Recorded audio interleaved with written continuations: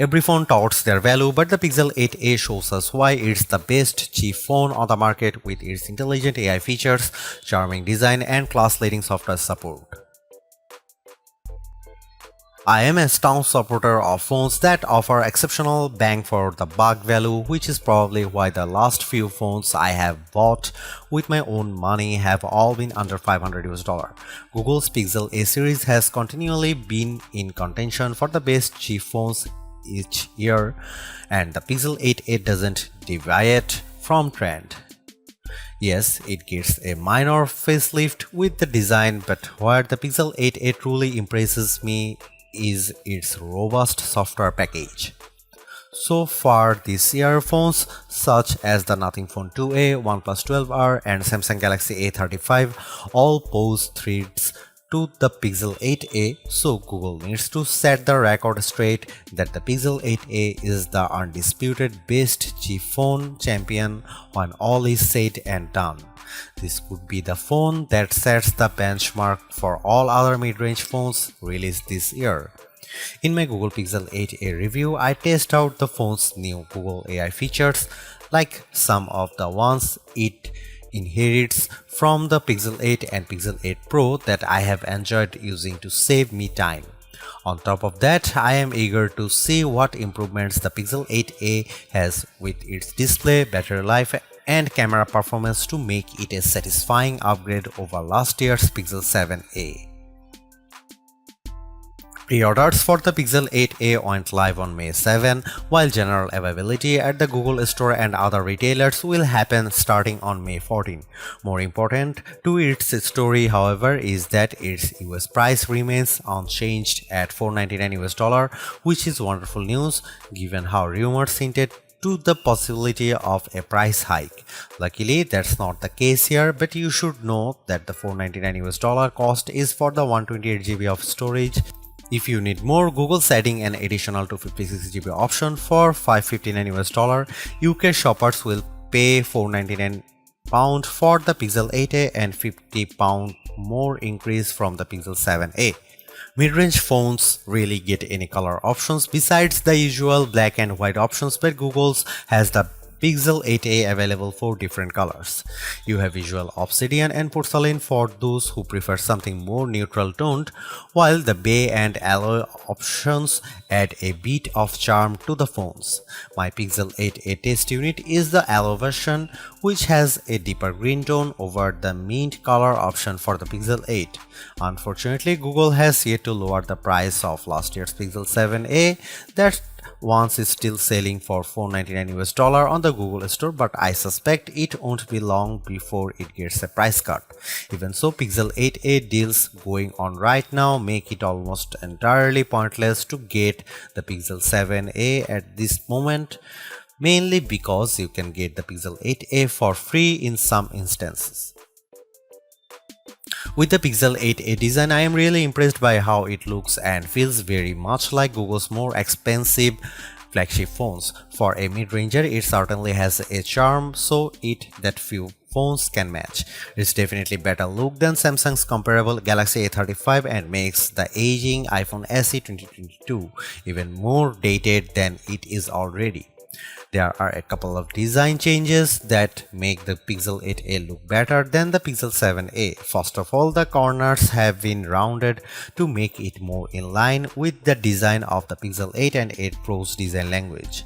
Secondly, it also feels much better to hold because of the matte black and polished aluminum frame it's sporting this time.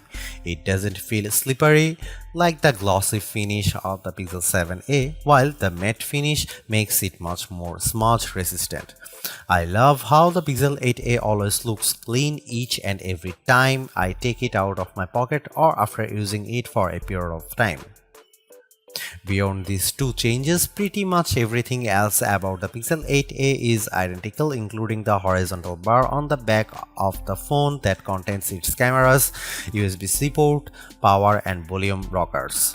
I was hoping for Google to trim the bezels around the display a bit more. There is still a wider bezel on the bottom edge of the display. Google's sustainable pledge continues with the Pixel 8's construction because it uses more recycled aluminum, glass, and plastic while still offering an IP67 rating for water and dust resistance. This is all fantastic stuff, especially when the Pixel 8a feels incredibly well built.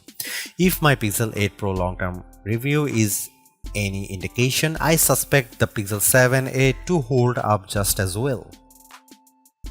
Google's not the first nor the last phone maker to claim extreme brightness with its displays, and while some claims may seem a bit outrageous, I am happy to report that the Pixel 8a at least delivers a brighter screen compared to the Pixel 7a with its 6.1-inch OLED with a resolution of 2400 by 1800 pixels. It adopts the same display technology found with the Pixel 8, an actual display that Google claims can reach a peak brightness of 2000 nits. Our lab testing reveals a peak brightness output 1378 nits and 1350 nits with HDR content. The latter very much comes close to Google's own claim of 1400 nits, even though the Pixel 8a display's peak output is still nowhere close to the 2000 nit rating Google mentions. It's still much brighter than the Pixel 7a's meager 931 nits of brightness. I watched a bunch of 4K HDR videos outside on a sunny day and could still make them out. Another display improvement pertains to the Pixel 8's dynamic 120Hz display refresh rate up from the Pixel 7's 90Hz refresh rate. There is a noticeable difference whenever I activate smooth display mode, which makes the scrolling animation around the interface look much smoother. When smooth display is off, I can tell there is a little bit of jitter when scrolling a web page or the apps panel. When it comes to the stuff I use my phone for, the 6.1-inch actual display gets the job done. The OLED panel offers wide viewing angles that doesn't distort the screen in any way, while its rich and vibrant color palette makes watching trailers like Furiosa such a visual feast to the eyes. There are plenty of flagship caliber phones in our best camera phones guide, but only one of them cost less than $500, the Pixel 7a. That phone earns the title of best camera phone value, so it's not all that out of the question for the Pixel 8a to continue the trend. On paper, the Pixel 8a is rocking a dual camera arrangement that consists of a 64 megapixel main camera paired with 13 megapixel ultra wide along with 13 megapixel selfie camera on the front. These rear cameras are no different from before, but technically the front camera has a wider 96.5 degree field of view to better fit more people into the frame for group shots. Now comes the important question: how much better is its camera performance? Now you can see some camera samples.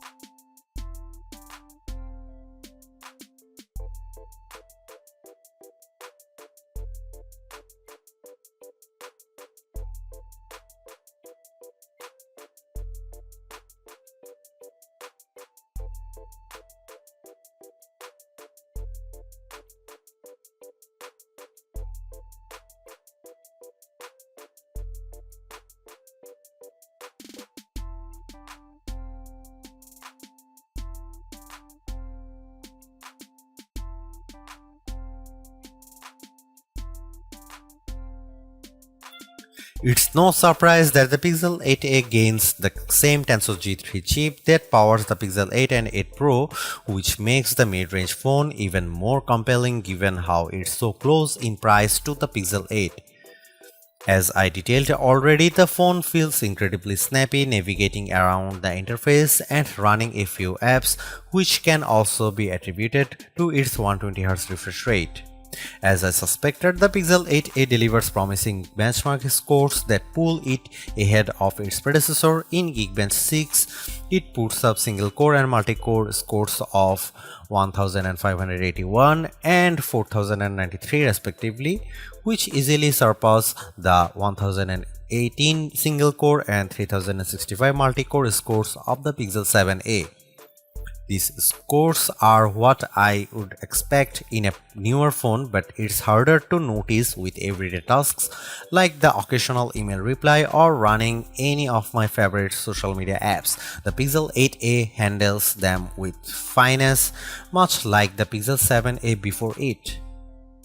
Gaming on the Pixel 8a is also a joy, even more when its adaptive refresh rates makes everything look so smooth.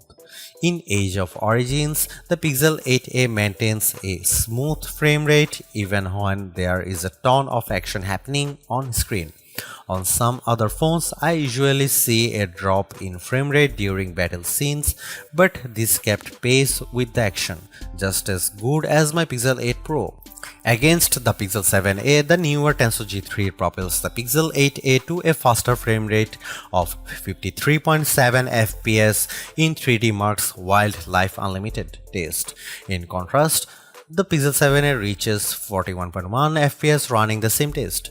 The only oddity relates to how the Pixel 8a doesn't make any improvement over the Pixel 7a when it comes to rendering video with Adobe Premiere Rush. It clocks in the same time of 56 seconds as the Pixel 7a before it. Indeed, the benchmark scores show that the newest Pixel on the block is no slouch for a mid-range phone. And you know what? That's one of the reasons why I love it.